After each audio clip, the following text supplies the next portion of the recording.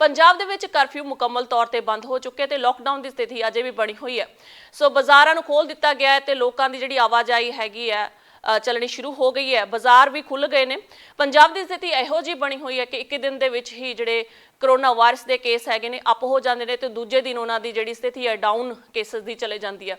सो संगरूर दे विच किहो जे हालात बने हुए ने, साडे नाल गलबात करन लई फोन लाइन ते मौजूद ने गगनदीप सिंह। गगनदीप सिंह जी, की हालात बने ने संगरूर दे विच ते लोकां दे विच करोना वायरस नूं लैके की अजे भी सहम दा माहौल है? मैं तुहानूं दसना चाहना संगरूर दे विच जिहड़े बाज़ार ने लगभग सारे बाज़ार खोल दिते गए ने ते दुकानदारां दे विच हजे भी किसी तरह लोकां दे विच सहम दा माहौल बनिया है। बाज़ार की गल कीती जावे तां बाज़ार दे विच बहुत घੱਟ लोग देखने नूं मिल रहे ने। साडे नाल गगनदीप जी, फिर लोगों के नाल गलबात तुहाडी होई है जां फिर जिहड़े दुकानदार हैगे ने उन्हां नाल गल करके उन्हां दे हालातां बारे सानूं दसो कि किहो जे हालात ने, कि गाहक आ रहे ने उन्हां दी दुकानां दे उत्ते जां अजे भी जिहड़े शहर जां बाज़ार हैगे ने सुनसान ने? बिल्कुल, तुहाडी मैं दुकानदारां नाल गल करनी चाहां। मेरे नाल दुकानदार मौजूद ने। की नाम है तुहाडा? अंकित जी। किस तरीके दे तुहाडे लॉकडाउन तो पहलां किस तरीके दे हालात सी, किवें सी? ਪਹਿਲਾ ਲੋਕਡਾਊਨ ਜਦੋਂ ਹੋਇਆ ਸੀ ਉਦੋਂ ਦੁਕਾਨਾਂ ਬੰਦ ਰਹੀਆਂ, ਜਦੋਂ ਹੁਣ ਦੁਕਾਨਾਂ ਖੁੱਲੀਆਂ ਹੁਣ ਗ੍ਰਾਹਕ ਨਹੀਂ ਆ ਰਿਹਾ।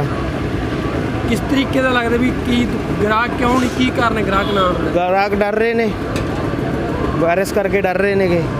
ਕਿਸ ਚੀਜ਼ ਦਾ ਕੰਮ ਹੈ ਤੁਹਾਡਾ ਇੱਥੇ ਸ਼ਹਿਰ? ਡੈਰੀ ਦਾ ਜੀ। ਦੁੱਧ ਦਾ ਡੈਰੀ ਦਾ ਕੰਮ? ਹਾਂਜੀ, ਦੁੱਧ ਦਾ। ਕੀ ਲੱਗਦਾ ਕਿੰਨਾ ਗ੍ਰਾਹਕ ਆ ਰਿਹਾ ਤੁਹਾਡਾ ਹੁਣ? ਗ੍ਰਾਹਕ ਤਾਂ ਕੁਝ ਵੀ ਨਹੀਂ ਆ ਰਿਹਾ ਜੀ।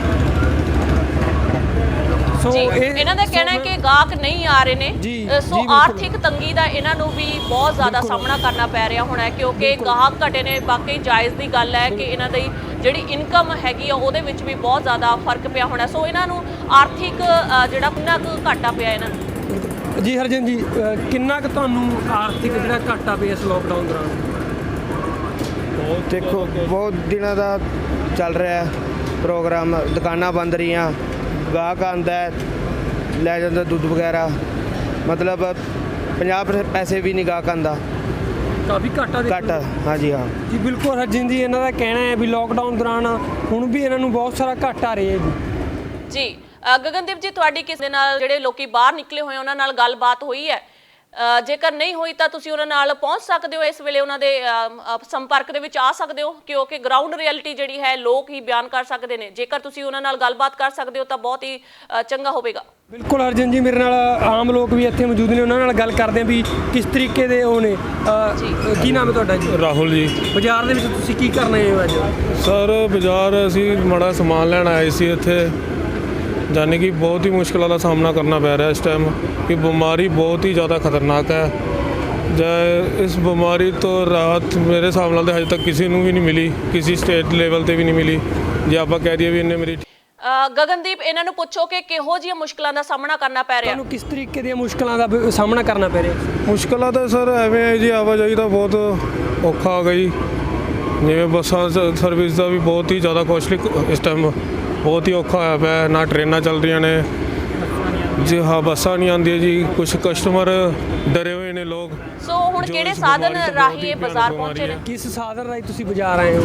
असीं तो भाई सर असीं किसी तो मोटरसाइकिल मंग के आए हैं जी, लैके नाल दे गुआंढी दा उन्हां नाल आए हैं। की पुलिस अजे भी इन्हां नूं घेर रही है, नाकेबंदी की हुई है पुलिस ने, जां फिर ईजी है सारे राह? प्रशासन वालों तो नहीं तुहानूं सख्ती दिख रही? लग रहा है प्रशासन ने सख्ती की हुई है? हाँ जी, हाँ प्रशासन वालों पूरी सख्ती है जी इस चीज़ से भी।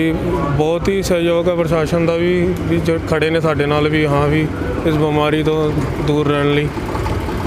बिल्कुल, इन्हों का कहना जी प्रशासन वालों हल भी सख्ती कितना कितनी की गई है कोरोना वायरस को लैके। हरजन जी जी जी गगन जी, डेयरी प्रोडक्ट तो बगैर जिहड़ी करियाने की दुकानां जां कपड़े की दुकानां खुलियां ने इस वेले जां बंद ने? जी बिल्कुल, उन्होंने तुहाडी गल करनी चाहांगे, जानना चाहांगे भी किस तरीके के हालात ने।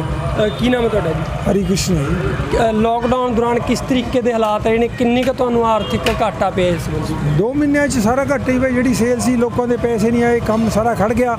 ਸਾਨੂੰ ਕੋਈ ਕਿਸੇ ਤਰ੍ਹਾਂ ਦੀ ਕਿਸੇ ਮਦਦ ਨਹੀਂ ਦਿੱਤੀ ਹੈਗੀ। ਹੁਣ ਉਸ ਤੋਂ ਬਾਅਦ ਠੀਕ ਹੈ, ਹੁਣ ਜਿਹੜੇ 5-10 ਦਿਨ ਖੋਲ੍ਹੇ ਹੈ ਇਸ ਟਾਈਮ ਠੀਕ ਹੈ।